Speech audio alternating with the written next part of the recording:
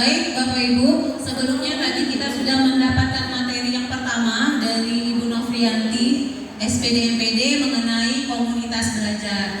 Nah, sekarang kita akan mempelajari materi yang kedua, ini mengenai belajar mandiri di platform Merdeka Mengajar.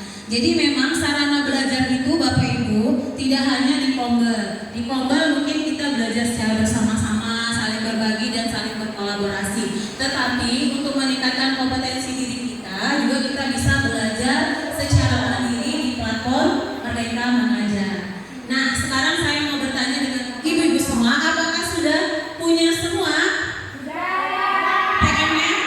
Ya, baik, alhamdulillah ya.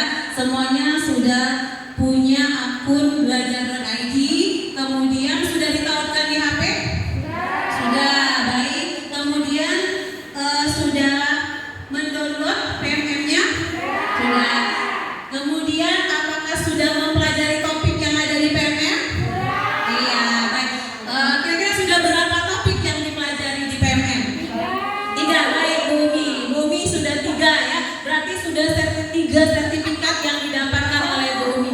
Nanti kita, Bapak Ibu bisa mendapatkan sama seperti Bumi. Kita bisa juga mendapatkan sertifikat ketika kita banyak belajar secara mandiri di PMM. Jadi materi ini cukup saya rasa, karena Bapak Ibu semuanya sudah mendapatkan akun belajar.id dan sudah punya aplikasi PMM di HP kita masing-masing. Kita lanjut ke simulasi penggunaan seri belajar. Kita akan belajar mengenai IKM karena pengibasan ini tujuannya adalah untuk penguatan implementasi kurikulum Merdeka. Nah, baik Bapak Ibu, yang sekarang kita asrikin dulu. Masih ingat tepuk semangat? Masih ya? Silakan berdiri dulu, kita tepuk semangat dulu sebelum memulai materi kita siang ini. Baik ya, coba tepuk semangat. Dang, ding, dung, dung, dung. Dang, ding, ding, dung, dung, dung. Ma, nga, semangat. Baik, tangan kita semangat. Terima kasih. Terima kasih kepada Ibu Sufiani yang telah memberikan waktunya kepada saya. Menurut saya, pembelajaran diferensiasi itu adalah, ya ini menurut saya ya, tapi saya masih kurang ini secara umum saja ya. Nanti minta keterangan langsung dari CGP kita, Ibu Sufiani, atau ibu kepala sekolah yang lebih senior ya. Nah, pembelajaran diferensiasi itu adalah proses pembelajaran yang berfokus pada siswa. Mungkin itu saja Bu Zulfi. Terima kasih. Iya, terima kasih.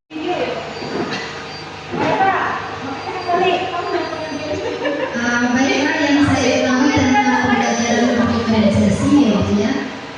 Pembelajaran berdiferensiasi ini adalah pembelajaran yang mengakomodir seluruh kebutuhan belajar siswa, baik dari cara belajar, kesiapan belajarnya, dan juga pada proses metode.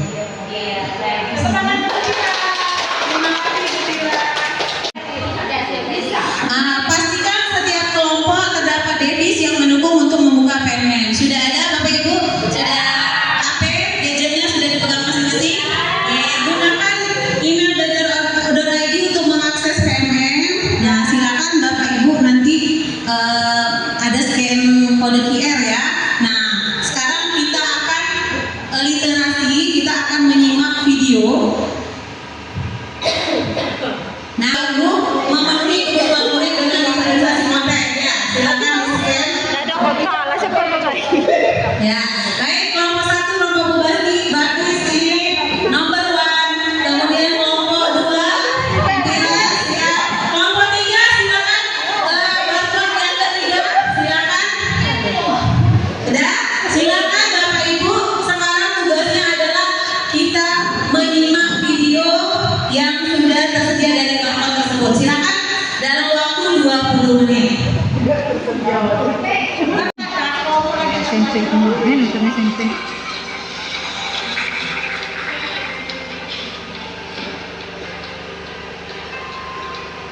Nah, sebenarnya kita tuh dikasih nama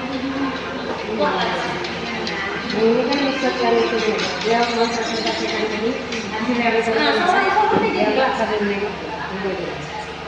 Nah, diferensiasikan. Kelompok 1 tentang konten, kelompok 2 proses, kelompok 3 produk. Diferensiasi produk kepada perwakilannya dipersilahkan. Oh, itu tuh udah pegang demi. Terima kasih Bu Zulfi. Kami dari kelompok ini akan menjelaskan terkait memenuhi kebutuhan murid dengan berdiferensiasi produk. Dari video yang kami lihat,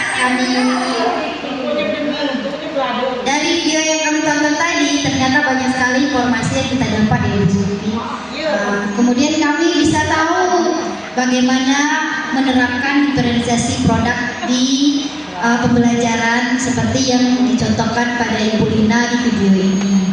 Dari awal dia merasa resah karena belum bisa memberikan pembelajaran berdiferensiasi, kemudian dia mencari materi-materi, kemudian membuat RPP atau pembelajaran yang bisa mengakomodir kebutuhan siswa. Kemudian dia juga memberikan membentuk kelompok-kelompok yang bisa menghasilkan diferensiasi produk dari siswa, sehingga pembelajarannya bukan hanya satu produk yang dihasilkan, tetapi banyak juga produk yang mengakomodir kebutuhan siswa itu. Iya, terima kasih. Lihat dari konten yang pertama tadi, video pertama, Bapak Ibu saling berbagi mengenai informasi yang sudah disimak. Nah, sekarang cara petunjuk diskusinya adalah silakan di setiap kelompok satu orang yang tinggal di tempat duduk. Nah, nanti ketiga teman yang lainnya silakan berkeliling atau ide belanja ya, belanja ide. Kita berkeliling ke kelompok lain menanyakan mengenai apa yang Bapak Ibu ketahui di konten yang lainnya tadi. Silakan ya Bapak Ibu, silakan dipilih satu orang yang tinggal di tempat dan yang lainnya silakan berkeliling bertanya dengan kelompok yang lainnya ya.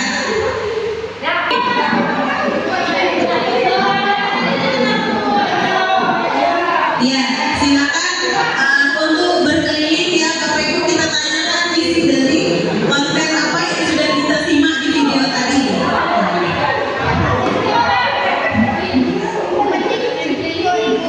Iya. Sudah. Sekarang waktunya untuk refleksi ya Ibu-ibu. Sekarang refleksinya adalah tuliskan pada kolom learn dengan format berikut. Mungkin tidak usah dituliskan, tetapi silakan Bapak Ibu ungkapkan saja.